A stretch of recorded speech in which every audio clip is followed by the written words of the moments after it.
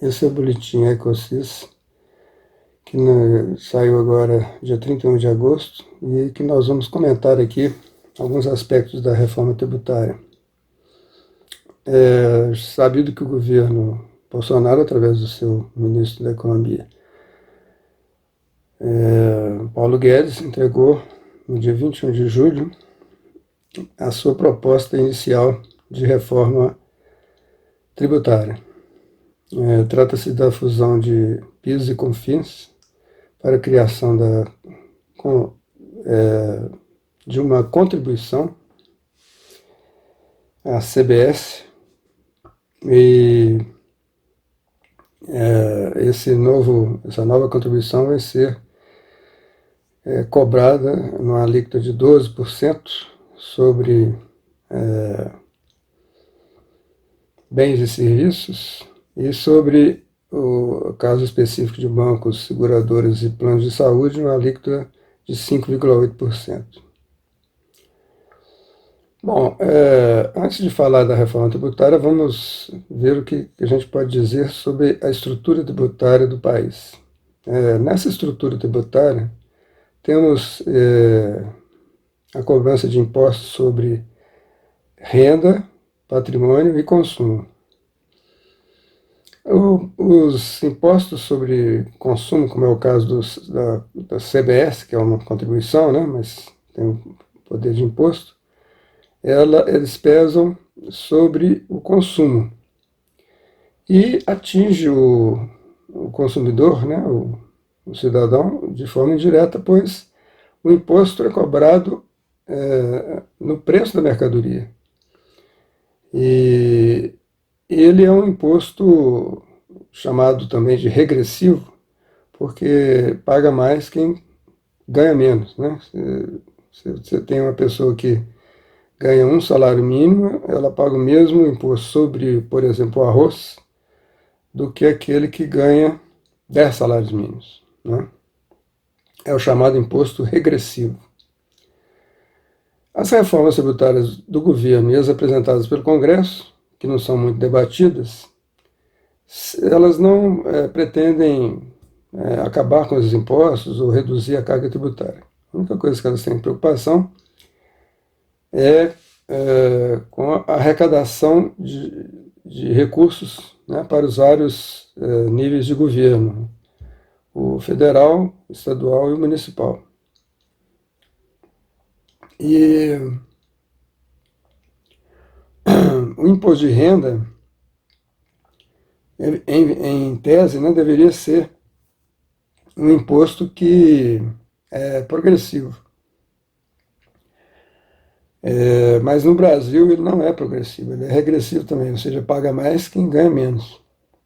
Tanto é que a alíquota mais alta é a alíquota de 27,5%, e a pessoa que ganha 3 salários mínimos, que ganha 200 salários mínimos, tem a mesma alíquota. Essa proposta do governo é um verdadeiro tapa na cara do cidadão, porque ela funde o PIS e o COFINS. O PIS é o Plano de Integração Social, que foi criado pelo regime militar. E o COFINS é uma contribuição para o financiamento da Seguridade Social, ou seja, seus recursos deveriam ser encaminhados ao financiamento do INSS. Ele cria uma nova contribuição que não tem nada a ver com isso, né? Ela tem simplesmente a ver com a arrecadação dos recursos para sustento, né, vamos dizer assim, dos vários níveis de governo. Outra coisa estranha, né, que não tem justificativa, é a diferença de alíquota que vai ser cobrada dos bancos, seguradoras, planos de saúde, e a alíquota cobrada dos outros setores, com exceção daqueles que são isentos, né? Essa alíquota é de 5,8% no caso dos bancos, seguradoras e planos de saúde. A justificativa é que os impostos normais, vamos dizer assim, né, eles podem, na nova legislação da CBS, deduzir os impostos que foram pagos nas mercadorias que eles compram como insumos ou como matérias-primas. E o banco não pode fazer isso. Mas nada explica por que uma alíquota tem que ser 12% e a outra é menos do que a metade, né? 5,8%. Então, realmente, é claramente um benefício que o governo está dando para o capital financeiro, né? Outra isenção que também vai ser mantida, já existia antes, é a isenção sobre templos religiosos, transporte público e outras atividades que não geram atividade econômica, né? Ou seja, não estão produzindo, fazendo um produto para ser vendido no mercado. Essa isenção é muito complicada porque os transportes públicos, principalmente o urbano, são de péssima qualidade, geram lucros imensos para os seus proprietários, porque eles têm monopólio das linhas, e os templos evangélicos, principalmente, né, têm usado essa isenção para ganhar vultosos lucros, né, que volta e meia muitos deles estão aí nas denúncias de corrupção, né. O governo também, nessa primeira proposta, né, nessa primeira etapa, ele vem assim fazer uma série de outras isenções, mas não isentou os livros. Os livros não pagavam, nunca pagaram imposto desde muito tempo, desde a década de 40. Vão ter que pagar agora com o argumento que são consumidos pelas famílias muito ricas, né? E então esses livros não vão ser isentos, né? E sempre teve essa isenção na, na legislação. Por quê? Porque é para dar acesso para as baixas rendas, né? Para todo mundo, né? Porque o livro já é muito caro, com preços menores do que se eles tivessem imposto, para aumentar a cultura, o conhecimento das pessoas, né? Mas o governo considera que é um produto que só é consumido pelas classes ricas, né? Outra coisa também das classes ricas é que o governo pretende uma coisa muito estranha, né? Porque ele pretende onerar os preços dos produtos da cesta básica, que há muito tempo também não cobram imposto sobre esses bens, né? Como forma de torná-los mais acessíveis também às pessoas de baixa renda, né? Que tem que pelo menos consumir os alimentos e tal.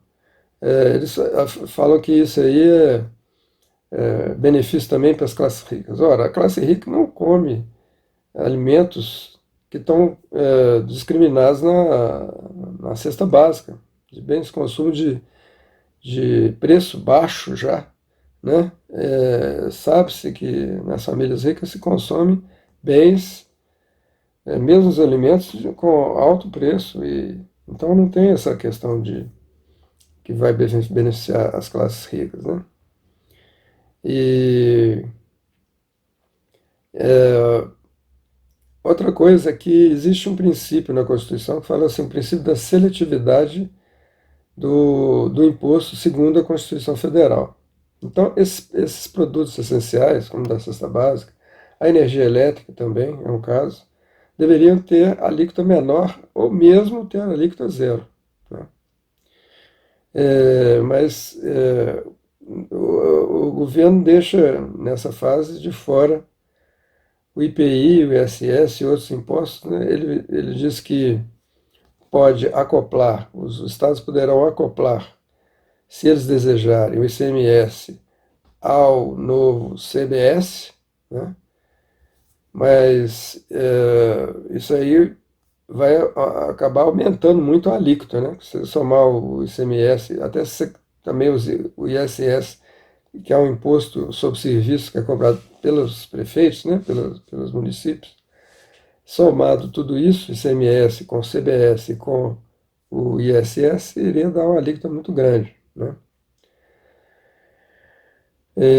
Poderia chegar a 35%, né? Que na verdade é o que a gente paga, né?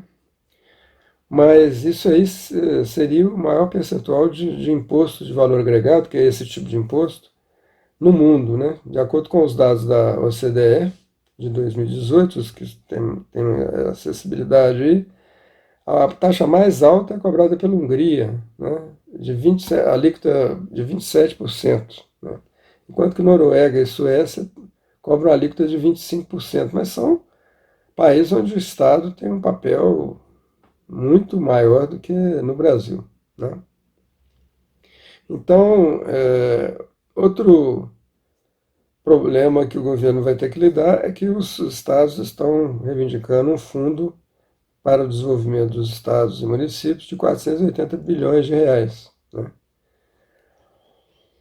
Bom, essa foi a primeira fase da reforma tributária do governo que foi apresentada já no Congresso. Mas o próprio ministro dá muitas entrevistas e então a gente pode perceber que tem pelo menos 4 etapas que vão ser implantadas, cada uma ao seu tempo, e prevêem determinadas mudanças na estrutura tributária. A segunda etapa prevê a mudança do IPI, que é Imposto sobre Produtos Industrializados, e do Imposto de Renda.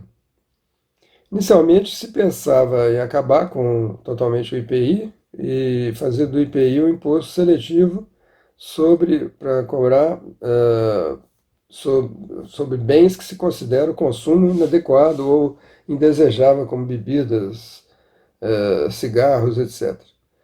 Mas esse IPI ia ser muito baixo, então não ia ser possível ter uma alíquota para abranger todos os entes, né, que vão participar desse imposto aí, que seria estados, municípios e governo federal. Então, o governo agora está propondo que o IPI seria desidratado, né? Você teria alíquota zero para os bens da chamada linha branca, né? Que é a linha de eletrodomésticos, né? De geladeira, máquina de lavar, etc. Então, ele vai, tudo indica, né? Porque não se sabe direito, porque não existe uma proposta escrita, né? Como a que foi entregue já em julho. Existe uma série de especulações, uma série de entrevistas, de informações que são passadas pelas assessorias para a imprensa, para tentar perceber qual que seria essa segunda etapa, né? É, além do IPI, tem outro imposto também que o governo pretende incluir nessa reforma tributária, como aí já seria a terceira etapa, né? É o imposto de renda, né? Que como é um imposto federal, só o governo federal pode realmente tratar dele, né? Bom, as propostas sobre imposto de renda são as mais absurdas possíveis, né? No caso da pessoa física, a ideia generosa do governo é simplesmente acabar com as deduções para gastos com saúde e educação, alegando também da mesma forma que são beneficia as pessoas mais ricas e tal. É, e no caso das empresas, você teria uma redução das, das cobranças de imposto de renda e da contribuição sobre lucro líquido, que também inclui aí nessa cobrança de impostos para empresas, você teria uma redução, segundo o governo, das alíquotas que iriam pesando gradativamente, ano a ano, sobre a renda das empresas, e também você teria, a partir daí, a cobrança de lucros e dividendos, que no Brasil não se cobra lucros e dividendos, né? Desde 1995, quando o governo Fernando Henrique se acabou com essa cobrança de juros, de lucros e dividendos. É, é, Essa questão de tributação de lucros e dividendos provavelmente não vai servir para compensar o que o governo vai abrir mão no imposto de renda, porque certamente será judicializada, né? No Brasil, inclusive, mesmo o imposto de renda, os grandes, os mais ricos não pagam, porque eles fazem planejamento tributário, eles eh, não pagam, depois pagam os famosos refis, né? Que são oportunidades que o governo dá para se pagar impostos atrasados parceladamente, né? Então, não vai funcionar muito, né, se for mantida do jeito que está essa proposta da terceira etapa. Agora, a quarta etapa, o governo pretende uma coisa que já foi tentada em outros governos, né? Ele pretende, como se diz, desonerar a parte patronal na cobrança dos gastos com o trabalhador, né? No caso, principalmente a contribuição patronal para o INSS, e em troca dessa perda de arrecadação, ele propõe que você tenha uma compensação por essa perda de arrecadação com a criação de um novo imposto, né, que já foi muito comentado, seria sobre transações digitais, e depois agora se assume mesmo que vai ser uma nova CPMF, né, cobrando 0,2% de todas as transações financeiras para alimentar aí a máquina do Estado. Não tem sentido uma coisa dessa. Você tira a contribuição patronal, ou seja, as empresas deixam de pagar, e substitui por um imposto que vai ser pago por todo mundo, né? Por todos os cidadãos, né? Sejam empresários, sejam consumidores, sejam trabalhadores, o que seja. Então, dificilmente, né, o governo vai conseguir aprovar essa nova CPMF, né? Mas, pelo menos até agora, tem mantido todas as entrevistas que o Paulo Guedes dá. Ele faz uma espécie de propaganda, né, da necessidade e vamos dizer assim, que não vai trazer nenhum prejuízo muito grande, né? Vai ser uma coisa que é necessária e que deve ser feita. Mas, de qualquer maneira, essa quarta etapa, né, é a que é mais difícil de ser realmente aprovada. Nós vamos, em seguida, analisar, porque são três tipos de proposta, né? Você tem a proposta do governo, que a gente acabou de analisar, tem a proposta que estão no Congresso, né? A PEC 45 e a PEC 110, a PEC 45 da Câmara dos Deputados, a PEC 110 é do Senado, e depois nós vamos analisar as propostas da oposição, a proposta que está no Congresso como substitutiva da proposta da Câmara, que é essa PEC 45, e um documento que foi lançado pelos auditores fiscais, que conclama a tributação dos super ricos para reconstruir o país.